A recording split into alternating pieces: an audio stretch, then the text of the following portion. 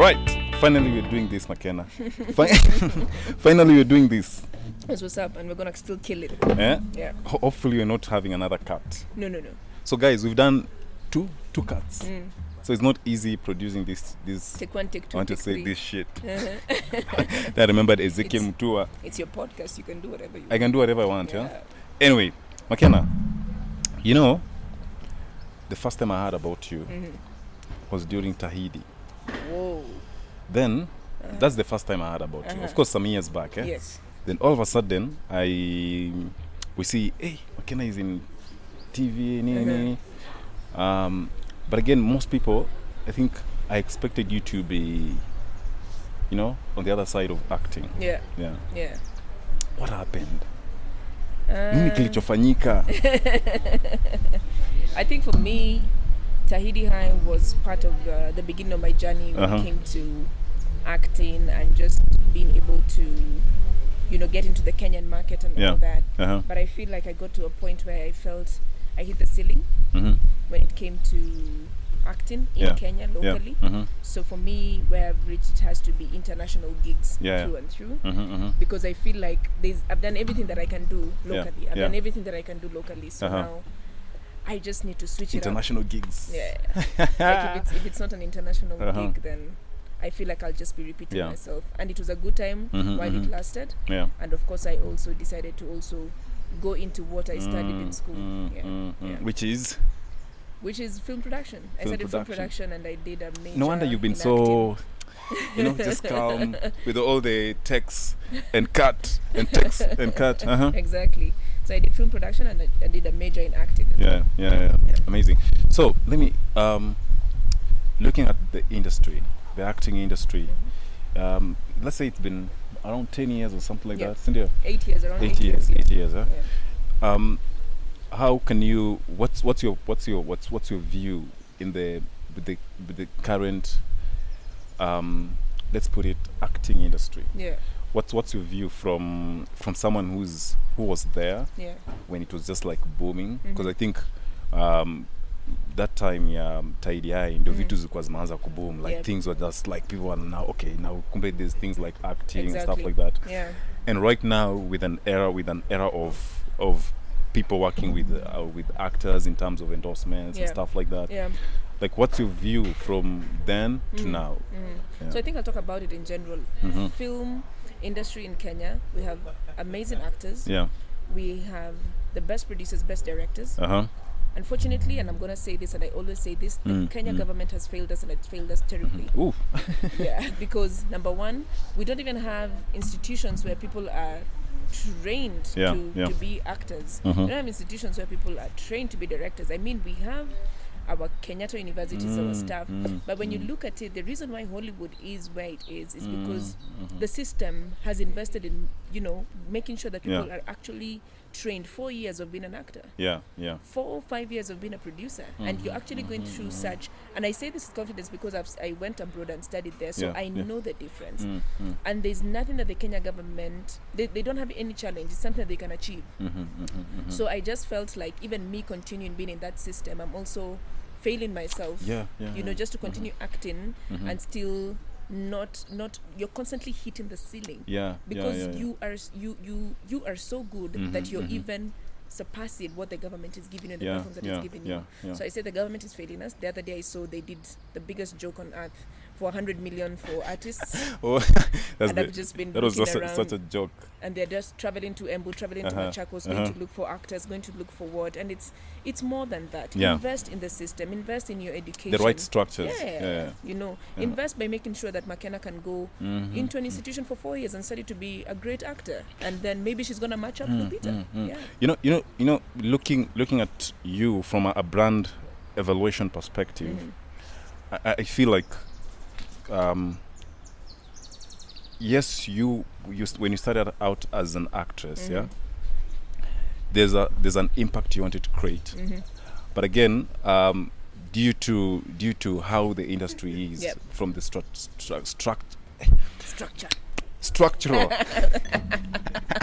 from the structural perspective, and this is just like an assumption. and I feel like you are like, okay, I think I can't make an impact from just being an actor.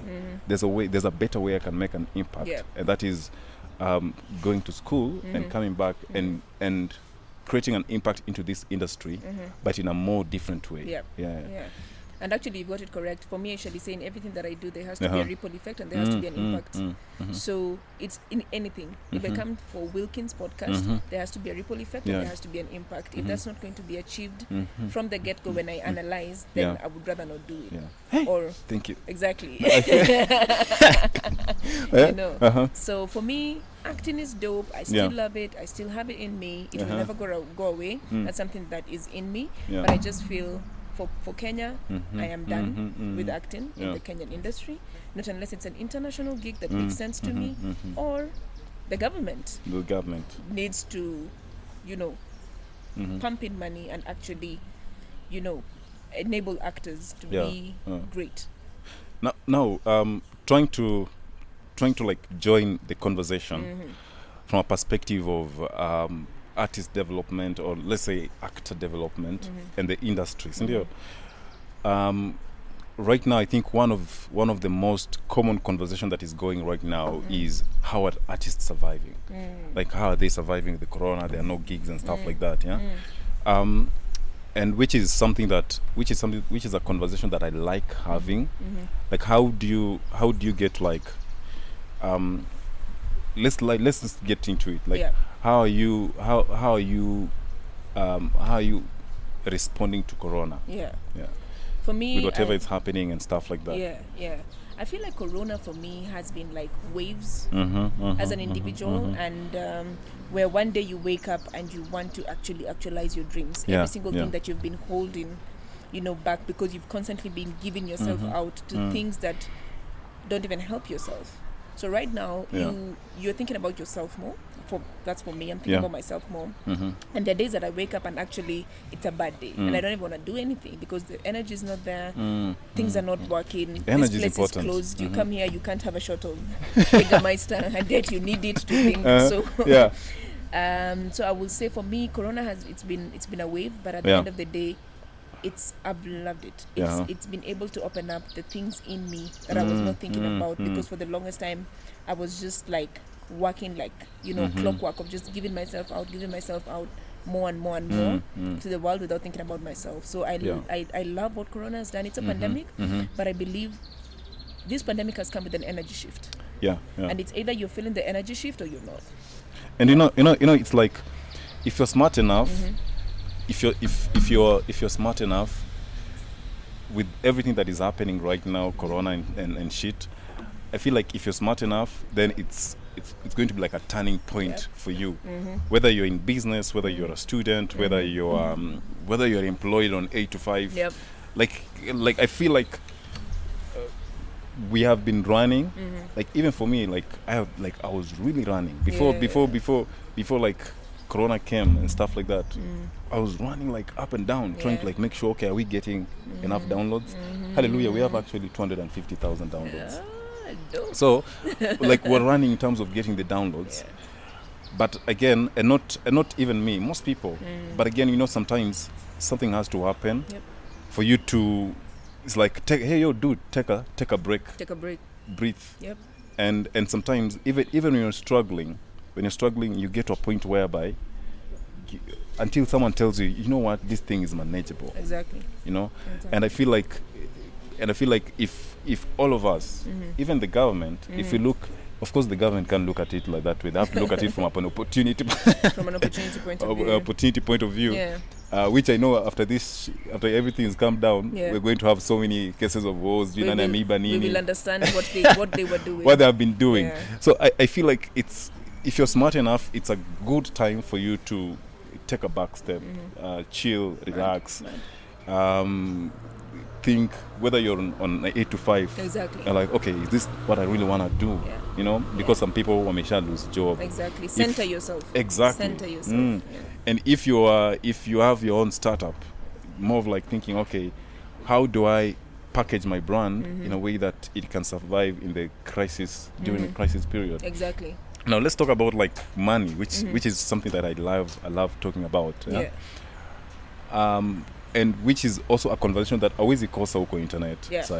Like how do you plan your finances, your money things in a way that even if there's a crisis coming in, you still don't get shaken, which most people are right now. I think for me, something that I've learned over the years, and even more from, just a couple of days and the people that I hang out with right now, even more. Money should not be your master. You should be the master of money. You should be the master of money. Big one selector. Money should not be your master. You should be the master of money. Quote by Makena Njeri. No, really. Actually, I will say I learned about this quote from Michelle, and of course she's just very, very inspiring. Exactly.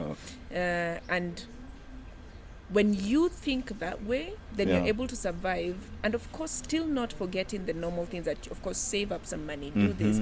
But even when I save, because I'm in circles and all that, I save, but I'm not saving so that when shit hits the fan, now I go back into that saving and pick it up.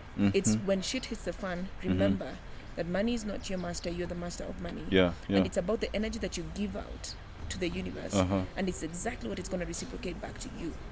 So if today I wake up and legit I've not done a gig for 3 months, am I going to go into depression because I've not done a gig for 3 months and legit there's a pandemic? Or is it constantly telling the universe, you know what, this is the vibes that I'm giving the universe, manifesting, constantly manifesting. I believe in the power of manifestation. You read The Secret.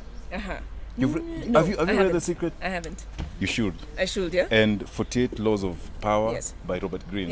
It talks about like everything is all about how you decide to respond to it. Like if you say this situation is hard, it's gonna be hard. Exactly. Like you know these things, easy to the cliche. Exactly. But it's true. And that's why I said I am a big believer in the power of manifestation. Yeah. Constantly saying I am happy. I am going to get a gig. I am going to have a better day. I am just constantly calling it, calling it. Every single taking time it into existence. Exactly. And when you manifest, the universe listens and it gives you back that. But it doesn't happen to everybody. It has to be, you have to be able to absent yourself and find your spirit and find your energy for you just to be able to do that, and actually the universe gives it back to you. From no coffee. Even in the late. From your Niat, yeah? I'm like, wait, is that Niat? I actually want to talk about her and Mitch. So from hey Nia. So from your conversation and even from your posts and your engagement, you, Nia and Michelle, like there's this amazing friendship that it's easy for anyone to envy. Like you guys have this sort of like friendship vibes and not even friendship vibes that it's so easy for someone to like go and tell their friend, hey maze, tunaweza kuwa kama Michelle na Nia. Can we be like these guys? Like how did you guys come to like meet? So and it's so inspiring, maze. Very inspiring. I think I just checked into the lives of two people who are very anchored. Their friendship already is very anchored, and the values of their friendship is very different from the kind of values of friendship that people have outside here. You find very many people who just have friendships for you know what, let's tied kick on it, something. Tied on something. Or let's kick it, let's have a drink. Or let's kick it, let's talk about football, let's kick it over. But I checked into the life of two friends who are very anchored on very deep values when it comes to how they love on each other, how they support each other, how they help each other grow. And of course, I checked into that energy space, and for me, my spirit and my energy felt like, you know what, this is actually what I vibe with. This is actually what I vibe with. I vibe with deep conversations. I vibe with soulful conversations. I vibe in a place where there is love more than there is hate. And when you say that, it goes down to the small things, like you vibe more with where there is growth more than gossip. You vibe more with where there is, caring for each other beyond just the normal things for let's go out to a place and have a drink. For us it's more than that. And so I think our friendship, and I feel that our friendship, why it might be inspiring people like even you, is just because of the values that we have. It's like you guys are so intentional in terms of like like these are confession. These are confession. So last year when I was trying to start rebranding my brand, my podcast, my company. We should be on a billboard. I think anybody, please. You three should be on a billboard. Put us on a billboard, and we will, send the vibes and the. We do strategic partnership. We can organize that. We get one brand. And the brands that we work with have to be things that we vibe with. Yeah. It's all about vibes. So I want to make a confession. Last year I was saying I want to get a co-founder who's like Nia or Michelle. Like the way, I've met them during Blaze by Safaricom. So I've hung out with them on Blaze. And like during the summits, you could see other people like they're working on their projects and stuff like but they're just chill, like you know what, we're here for Blaze. And Nani was in Blaze, Michelle. And I love the fact that Nia was there, like supporting her and pushing her and stuff like that. Forever. That's what we're all about. What do you look for? Because I think with our generation, with our millennial generation, we really don't know how to define friendship. And me, I love Andrew Kibe. I really love Andrew. Big shout out Kibe. Big shout out to Kibe. I love Andrew Kibe. The way he defines. I love him as well. He's my good friend. But Kibe, by the way, this is a message to you. I am still waiting for my bikini. Now let it trend. I am waiting for my bikini. Only Kibe will understand. I am waiting for my bikini. That's coded language. So see, with Kibe, also his definition of friendship is that if our friendship is not intentional, then why should we be friends? Exactly. Like if let's be intentional and let's have a goal. So for you as Makena, what are some of the things that you look for in friendship? And you come off as someone who just doesn't. You just don't wake up in the morning and say, "Hey, you're my best friend." You seem like that kind of person. Tumepatana leo. Sawa. Let's keep on like hanging out together. Like, what do you look for in like friendships? It's funny that you say that because number one, and this is even something I talk to my friends. I don't believe in having a best friend at all.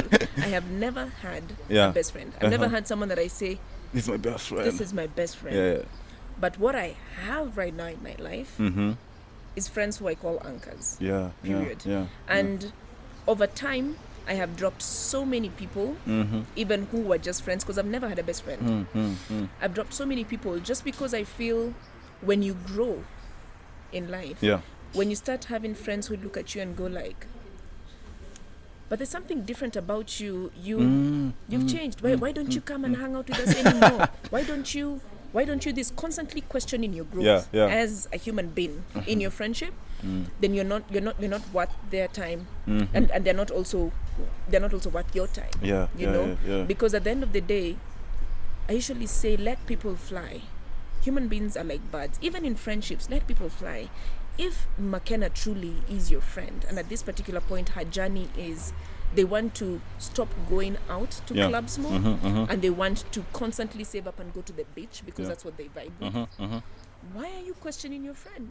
So for me, it's how I look when it comes to just picking out people who I need in my life. You need to be an anchor. And you see, an anchor holds an entire ship.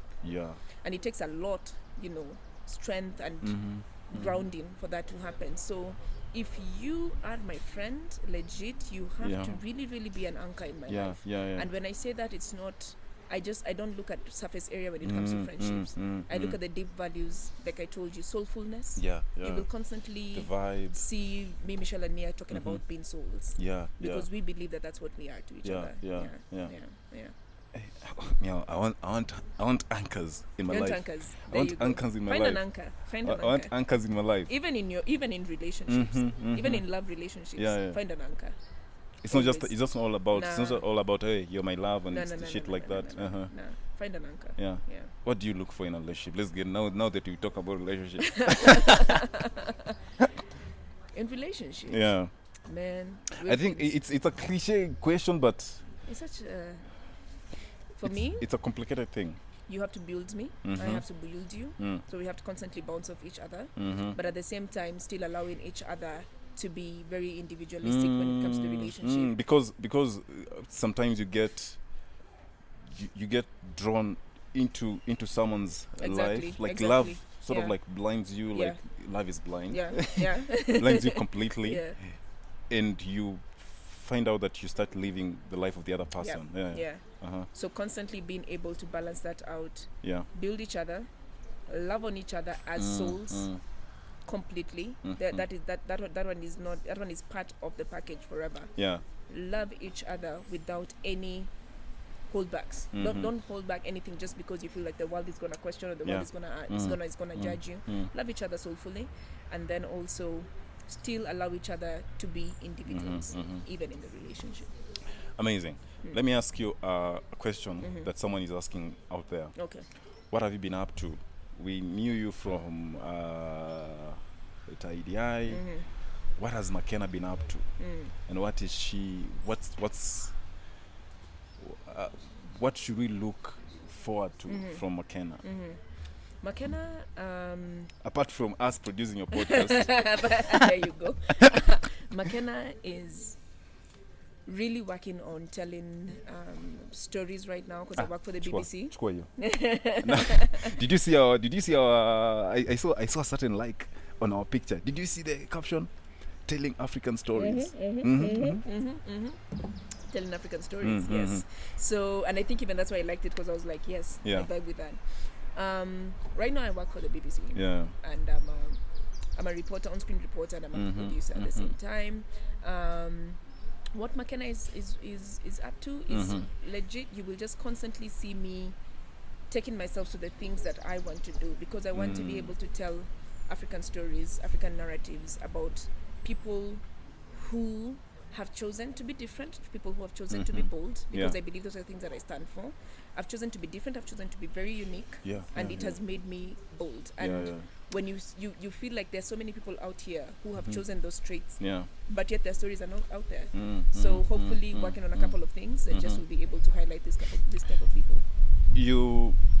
It's no secret, like you're one of let's say influential people. I don't want to say like celebrities, influencer. Influential, influential is the name. Influential people who receive both love and hate in equal measure. Let's talk about the hate and the trolling part of it. How do you and sometimes even love can be fake. Exactly. Especially if it's coming from public, it can be fake. And just confess on my side.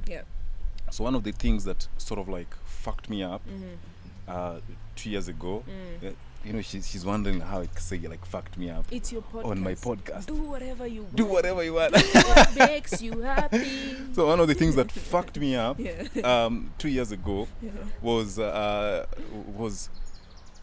most people used to like celebrate me. I say, Wilkings, I love your brand. I love Wilkings, man of beyond brands. So that got into me, and I ended up like putting an image because I want to maintain that image of people praising me and saying, hey, Wilkings G, brands, shit like that. So in a way that I would fake so many things about myself. So how do you, for you as an influential person, how do you handle the praises in a way that it doesn't get into you to a point whereby you start, let's say, living a lie or stuff like that, which happens most times.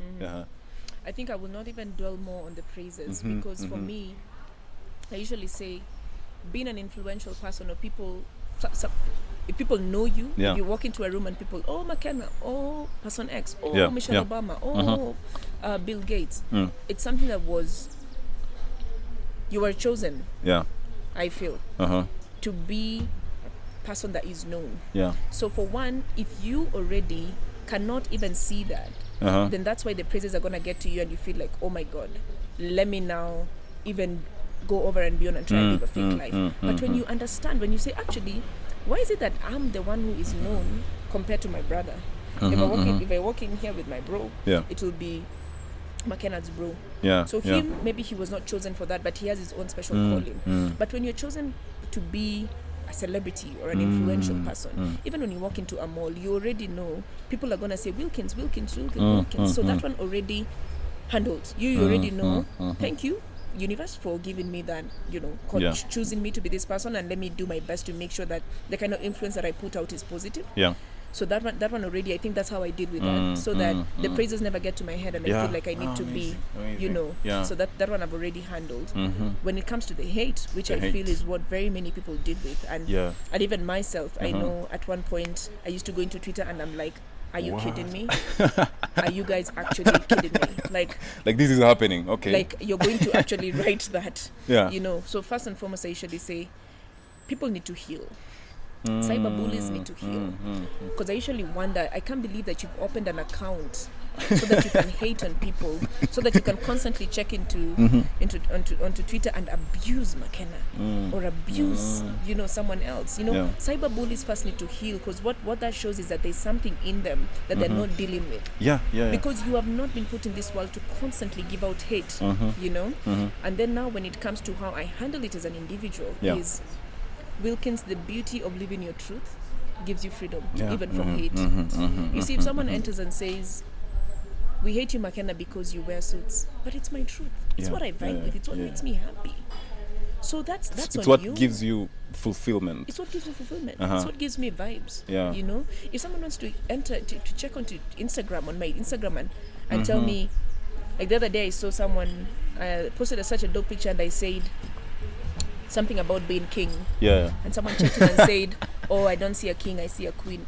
Now that's on you. My mentality at that particular point exactly is, I feel like that I was on you king. See even that guy, the person who commented like that is very stupid. You know why? The why I'm saying is very stupid is because this person looks at themselves as a king. The word king is relative. It's relative. It's relative. And that's why I usually say, if you ask me, gender is an issue. If you ask me, he, she, king, queen, it's relative. It's relative. It's everything how is relative. It's how you want to package yourself, and if at that particular point you feel that you're king, you're kinging on them, and that's what you vibe with. So just to go back to it, how I deal with hate is I live my truth. So there's nothing. Live your truth. Live your truth. When you live your truth, no hate can ever crush you.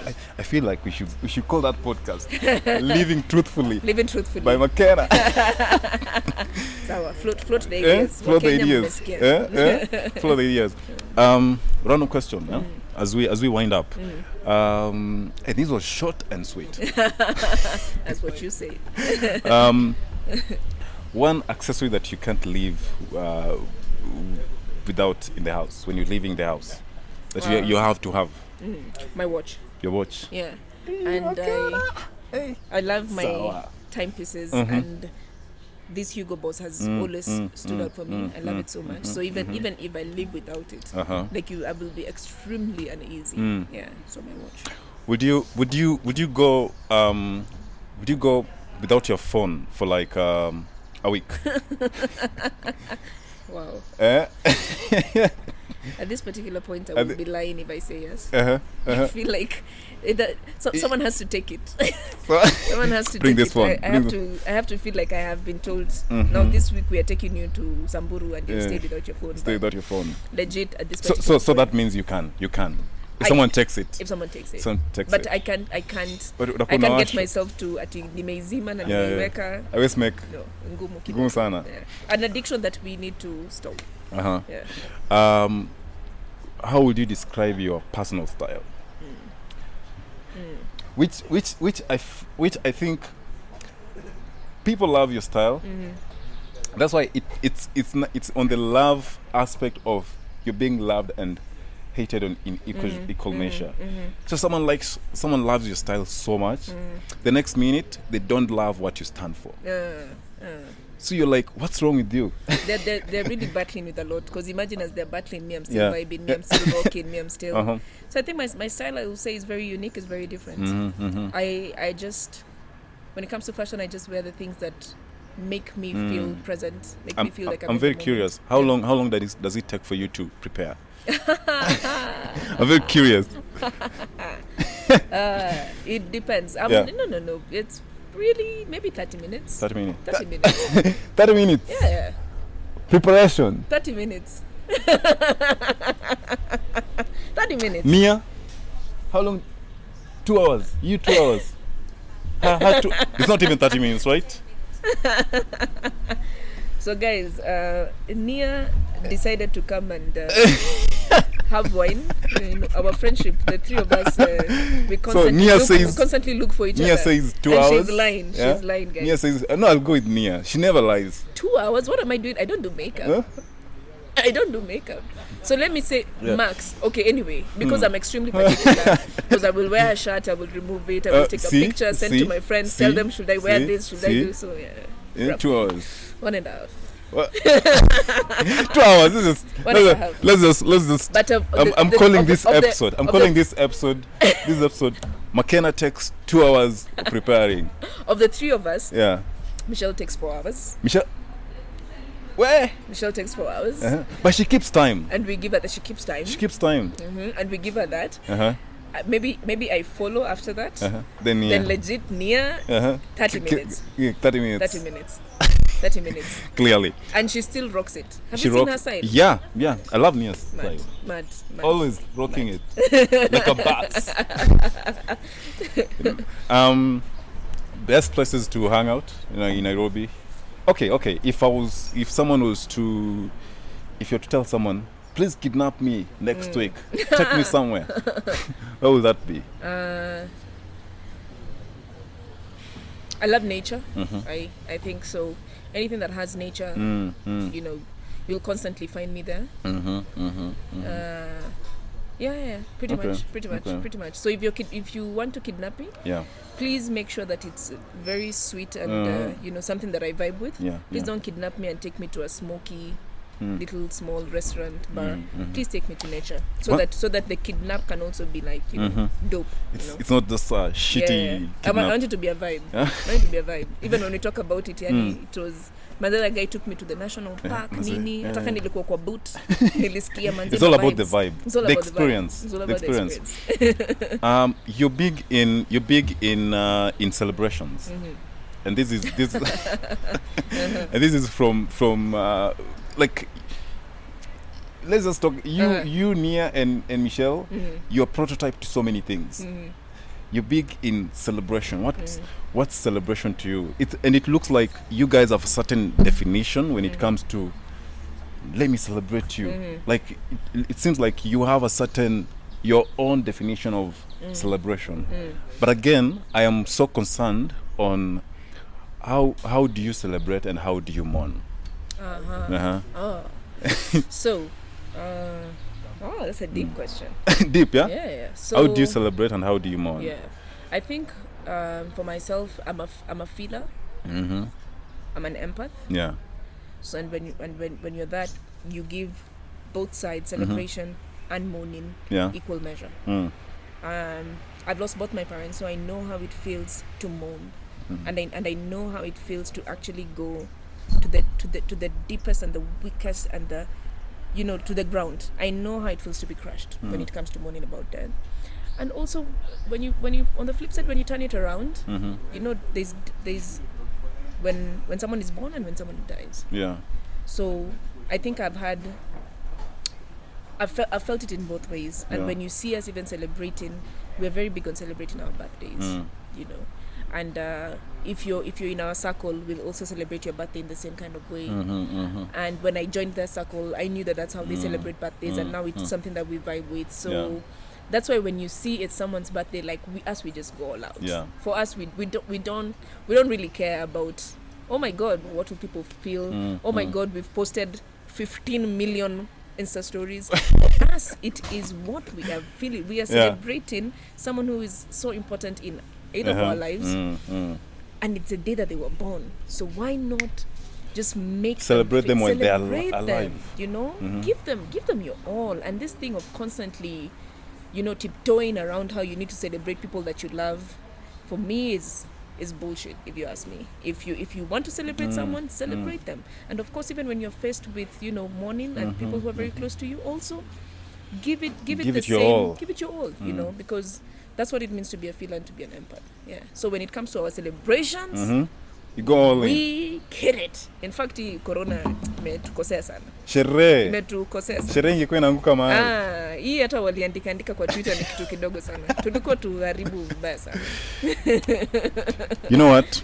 I don't want to initwaje? Sitaki kuongeza maji mingi kwa chai.